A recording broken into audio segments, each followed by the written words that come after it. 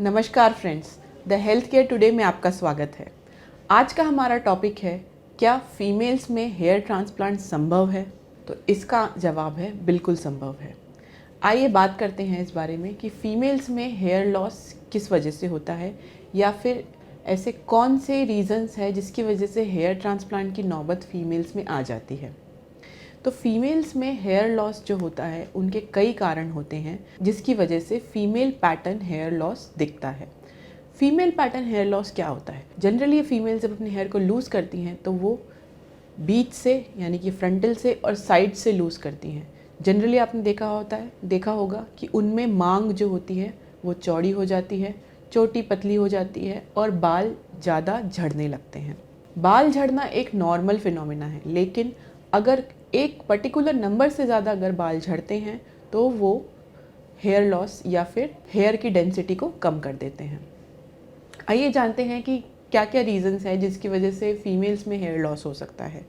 तो बहुत ही एक कॉमन रीज़न है हार्मोनल इम्बैलेंस। हार्मोनल इम्बैलेंस कब कब होता है? तो कई तरह की ऐसी बीमारियां होती हैं या फिजियोलॉजिकल कंडीशंस भी होती है जिसमें हार्मोनल इम्बैलेंस या हार्मोन्स के चलते हुए हेयर लॉस हो सकता है। जैसे कि पीसीओडी बीमारी जो कि आजकल बहुत कॉमन है, उसमें आपने देखा होगा महिलाओं में हेयर लॉस की समस्या बहुत ज़्यादा कॉमन है। दूसरा होता है जो कि फिजियोलॉजिकल कंडीशन है, नॉर्मल कंडीशन है, प्रेगनेंसी के बाद पोस्ट प्रेगनेंसी भी हेयर लॉस होना बहुत स्वाभाविक है। वो इसलिए होता है क्योंकि बॉडी में ऐसे कई सारे चेंजेस आते हैं जिसकी वजह से हेयर लॉस हो सकता है। एक बहुत कॉमन रीज़न होता है हेयर लॉस होने का फीमेल्स में न्यूट्रिशन की डेफिशिएंसी। अच्छा खाना पीना नहीं खाने की वजह से भी फीमेल्स में हेयर लॉस देखा गया है, या फिर मल्टीविटामिन्स की डेफिशिएंसी। कई फीमेल्स में, ज़्यादातर फीमेल्स में इंडिया में विटामिन डी की डेफिशिएंसी पाई जाती है, विटामिन B12 की डेफिशिएंसी पाई जाती है, आयरन की डेफिशिएंसी पाई जाती है। इनके चलते भी हेयर लॉस हो सकता है। कई तरह की ऐसी बीमारियां होती हैं, वायरल इन्फेक्शन या बैक्टीरियल इन्फेक्शन, जैसे कि फीवर के बाद, टाइफाइड के बाद या डेंगू के बाद या कई तरह की ऐसी बीमारियों के बाद हेयर लॉस होना बहुत स्वाभाविक है। अब बात करते हैं किस कंडीशन में हमें फीमेल्स में हेयर ट्रांसप्लांट करवाना पड़ता है। तो ऐसी कंडीशन जिसमें हेयर लॉस होने के बाद अगर हेयर रीगेन नहीं हो पा रहा है। देखिए, हेयर लॉस होने के बाद हेयर की एक साइकिल होती है, नॉर्मल साइकिल होती है, जिसमें हेयर का ग्रोथ होता है और हेयर का एक डेथ फेस आता है।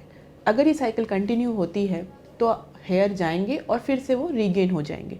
लेकिन अगर ये साइकिल में इंटरप्शन आता है तो वहाँ पर जगह खाली होने लगती है या फिर आपका माथा दिखने लगता है। तो फीमेल्स भी हेयर ट्रांसप्लांट करवा सकती हैं। फीमेल्स का हेयर ट्रांसप्लांट का रिजल्ट भी काफ़ी अच्छा आता है। ऐसा देखा गया है, कई बार मेल से भी अच्छा रिजल्ट फीमेल्स में आता है। कई बार ये देखा गया है कि सिंदूर लगाने की वजह से, बहुत सालों तक एक ही जगह पर सिंदूर लगाने की वजह से भी हेयर लॉस फीमेल्स में हो जाता है। सिंदूर में ऐसे कंटेंट पाए गए हैं जिसकी वजह से हेयर डैमेज हो सकता है। यदि आप हेयर लॉस की समस्या से परेशान हैं और चाहते हैं कि आपको एक अच्छी कंसल्टेशन मिले हेयर ट्रांसप्लांट के लिए, तो आप डेफिनेटली अपने डर्मेटोलॉजिस्ट को कंसल्ट कर सकते हैं। यदि आप परमानेंटली अपने हेयर को लूज़ कर चुके हैं तो आप हेयर ट्रांसप्लांट बिल्कुल करवा सकते हैं। आप अपने डर्मेटोलॉजिस्ट से कंसल्ट करिए, वो आपको बताएंगे कि इन कंडीशन में क्या हेयर ट्रांसप्लांट ज़रूरी है या फिर सिर्फ मेडिसिन और थेरेपी से हेयर को रीगेन किया जा सकता है। हम रखें आपका ख्याल।